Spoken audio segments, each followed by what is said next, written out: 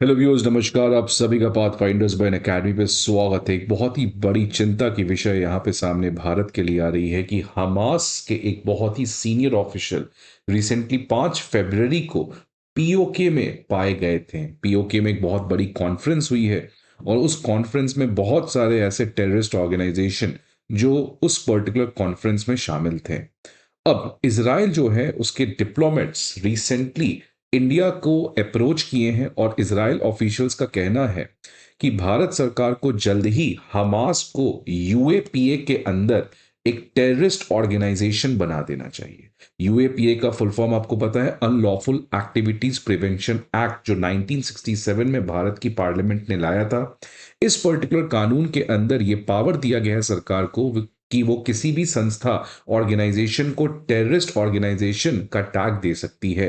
लेकिन अभी तक इस पूरे लिस्ट में हमास को टेररिस्ट ऑर्गेनाइजेशन की तरह भारत सरकार रिकॉग्नाइज नहीं करती है। इसी कॉन्टेक्स्ट में इजराइल जो है वो इंडिया को अप्रोच किया है और उनके डिप्लोमेट्स का कहना है कि आप देखिए किस तरीके से हमास पाकिस्तान ऑक्यूपाइड कश्मीर के कॉन्फ्रेंस में शामिल थी।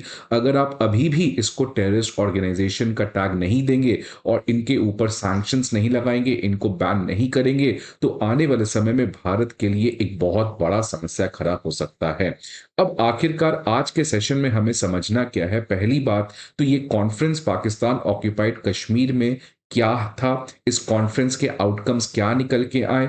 लेकिन सबसे इंपॉर्टेंट बात जो आज हमें समझना है कि आखिरकार भारत सरकार अभी तक हमास को टेररिस्ट ऑर्गेनाइजेशन क्यों नहीं मानती है और क्या आने वाले समय में भारत सरकार को मानना चाहिए। इन्हीं सभी चीजों को आज के इस सेशन में हम लोग समझने का प्रयास करेंगे। बट पहले न्यूज देखिए क्या है कि हमास के एक बहुत ही प्रमुख लीडर रिसेंटली एक पाकिस्तान ऑक्यूपाइड कश्मीर में एक रैली में दिखे गए थे और इसी कॉन्टेक्स्ट में इसराइल के जो डिप्लोमेट्स हैं वो भारत सरकार को अप्रोच किए हैं और उन्होंने कहना है कि हमास के लीडर्स का पीओके में मौजूद होना ये क्लियर कट बताता है कि हमास का नेक्सस है पाकिस्तान के टेरर ग्रुप्स के साथ और इसीलिए भारत को यह नहीं सोचना चाहिए कि हमास भारत के लिए एक संकट नहीं बन सकता है। इमीडिएटली हमास को इनफैक्ट यूएपीए के अंदर हमें टेररिस्ट ऑर्गेनाइजेशन का टैग दे देना चाहिए। अब आखिरकार ये हमास के कौन व्यक्ति थे, तो डॉक्टर खालिद अल कदूमी ये एक हमास के सीनियर लीडर हैं जो पाकिस्तान ऑक्यूपाइड कश्मीर में एक इंपॉर्टेंट कॉन्फ्रेंस चल रहा था जिसका नाम था Kashmir solidarity and Hamas operation Al Aqsa flood conference. तो ये जो कॉन्फ्रेंस था रावलकोट पीओके में किया जा रहा था और ये कब हुआ, 5 फरवरी को, जिस दिन पाकिस्तान जो है वो सेलिब्रेट करता है कश्मीर सॉलिडारिटी डे। अब ये जो कॉन्फ्रेंस पीओके में हुआ है ये बेसिकली दो चीजों को सेलिब्रेट करने के लिए बनाया गया था। एक तो कश्मीर के सॉलिडारिटी को और ज्यादा प्रमोट करने के लिए बनाया गया था और दूसरा जो हमास के द्वारा ऑपरेशन चालू किया गया था अल अक्सा फ्लड, इसको भी सेलिब्रेट करने के लिए बनाया गया था। अब पहले हम लोग बात करते हैं ये अल अक्सा फ्लड। तो ये जो ऑपरेशन है ये हमास ने स्टार्ट किया था और इस ऑपरेशन के अंदर हमास जो है वो गाजा से बहुत ही बड़ा अटैक इजराइल के अगेंस्ट किया था और ये अटैक आपको पता है कब किया था, 7 अक्टूबर 2023 को।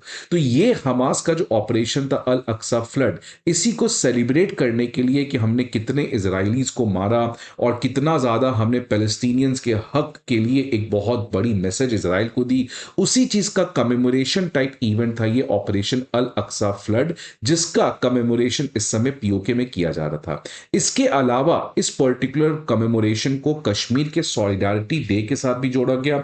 अब ये जो कश्मीर सॉलिडारिटी डे है ये बेसिकली 5 फरवरी को हर साल कश्मीर में पाकिस्तान ऑक्यूपाइड कश्मीर में ही नहीं बल्कि पूरे पाकिस्तान में बनाया जाता है। तो पाकिस्तान की सरकार इनफैक्ट 5 फरवरी को हर एक साल छुट्टी भी देती है, पब्लिक हॉलिडे होता है और इसका पर्पस है कश्मीर में जो भारत सरकार इनके हिसाब से जो एट्रोसिटीज कर रही है उनके खिलाफ मैसेज देना और कश्मीरियों के हक के लिए लड़ना। तो एक तरीके से सिंपली 5 फरवरी जो है वो पाकिस्तान के पॉलिटिक्स में एक प्रोपोगंडा डे है। उस दिन ये खूब प्रोपोगंडा फैलाते हैं, इस तरीके के फर्जी पैसे दे के प्रोटेस्ट करवाते हैं और इनका कहना है कि ये कश्मीरियों के लिए कश्मीरियों के हक के लिए लड़ रहे हैं। तो यही पर्टिकुलर कॉन्फ्रेंस जो है वो पीओके में किया गया, जहां पे कश्मीर के मुद्दे को लेके और हमास का जो इजराइल के का मुद्दा है, इन दोनों के ऊपर बहुत बड़ी बैठक हुई। और इस पर्टिकुलर बैठक में हमास के ऑफिशियल थे, लेकिन इसके अलावा आप देखिए जैश ए मोहम्मद के लीडर,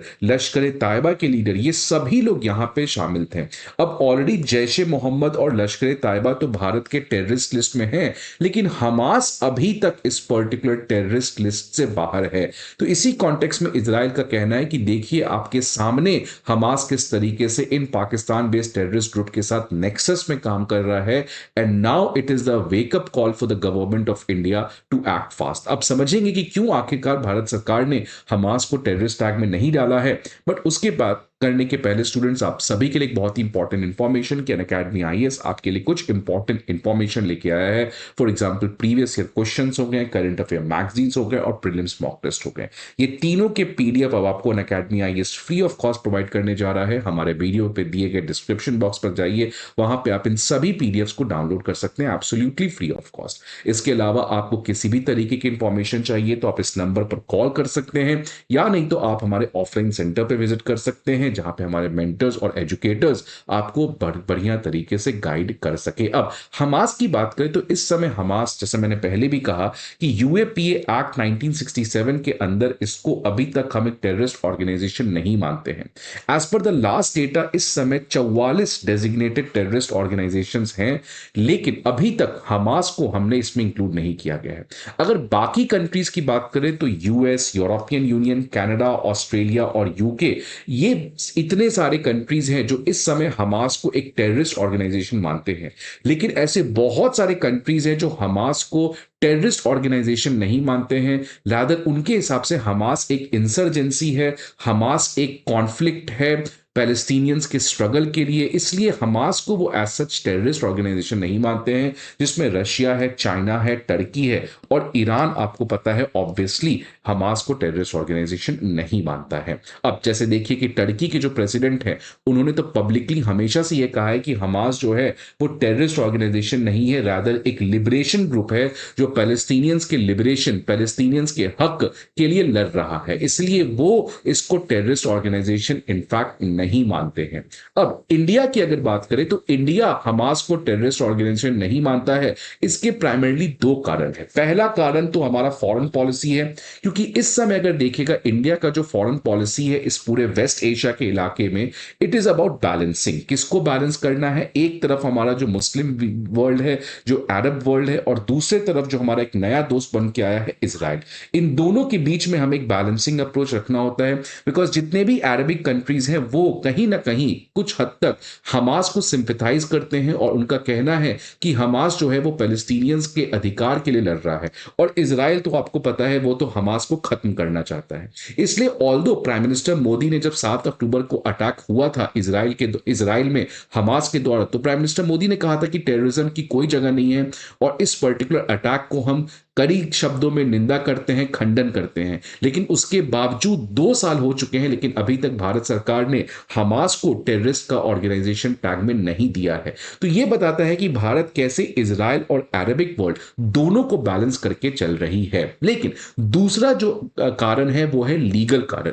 लीगल कारण यह है कि यूएपीए में जो भारत की पार्लियामेंट ने कानून लाया है, इसमें कहा गया है कि हम केवल उन्हीं टेरर ग्रुप्स को इंक्लूड कर सकते हैं जिनकी activity such as operations, finance और रिक्रूटमेंट ये इंडिया के टेरिटरी में होती है, जहां पे इंडिया के कानून एप्लीकेबल हैं। तो इसका मतलब कि कोई भी ऑर्गेनाइजेशन को अगर टेररिस्ट ग्रुप में डालना है, उसका मतलब कि वो जो ऑर्गेनाइजेशन है उसका या तो ऑपरेशन, या तो वो ऑर्गेनाइजेशन इंडिया से अपने आप को फाइनेंस कर रही है या इंडियंस को रिक्रूट कर रही है। तभी इस तरीके के जो लोकल रिक्वायरमेंट्स है अगर कोई भी ऑर्गेनाइजेशन फुलफिल करती है तो उसको हम टेररिस्ट लिस्ट में डालेंगे। लेकिन इस समय तक भारत सरकार का यह कहना है, हमेशा से ये जो स्टैंड रहा है कि ना ही हमास का किसी भी तरीके का इंडिया में ऑपरेशन है, ना ही वो इंडिया में किसी तरीके से फाइनेंशियल एक्टिविटीज में इन्वॉल्व है, और ना ही वो अभी तक एज सच ऑफिशियली किसी इंडियंस को रिक्रूट की है, जिसकी वजह से हमास को हम यूएपीए के लिस्ट में इंक्लूड नहीं कर सकते हैं। हैं। तो एक है foreign policy which is a balancing approach, and second legal nuances हैं जिसके बेसिस पे भारत सरकार हमास को इंक्लूड नहीं करती है। अब इजराइल के डिप्लोमेट यस्टरडे उन्होंने कहा कि अब ये जो आप कह रहे थे कि हमास का लोकल ऑपरेशन नहीं है, ये अब गलत है, बिकॉज आप देखिए हमास जो है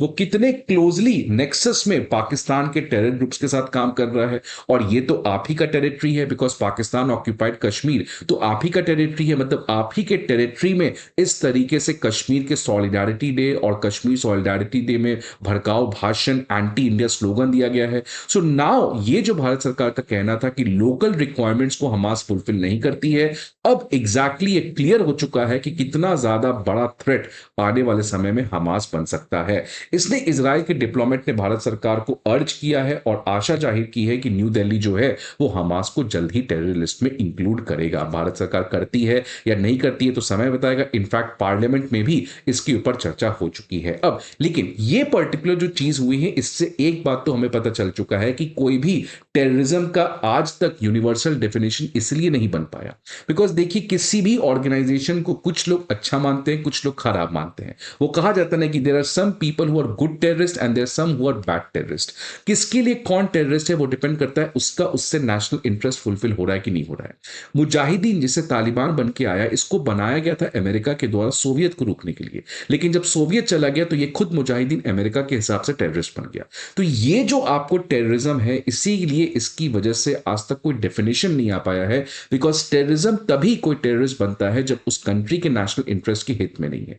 बेस्ट एग्जांपल अब तालिबान का देखिए, और या उससे रिसेंटली आप देखिए सीरिया के जो नए लीडर जुलानी आए हैं, ये जुलानी जो है इनके ऊपर $10 मिलियन का यूएस ने ही बाउंटी रखा था कि कोई भी इसके बारे में पता देगा तो उसको हम अवार्ड देंगे।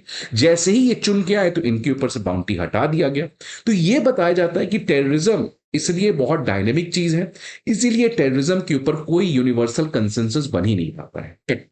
लेट्स सी आने वाले समय में क्या होता है। रिसेंटली पार्लियामेंट में भी इस तरीके के डिबेट चले थे कि क्या हमें हमास को टेरर लिस्ट में इंक्लूड करना चाहिए कि नहीं करना चाहिए। सो आपके क्या व्यूज है इस पर्टिकुलर इशू के बारे में, please let me know in the comment box. I hope आपको वीडियो अच्छा लगे। See you again in the next video. Till then goodbye and take care.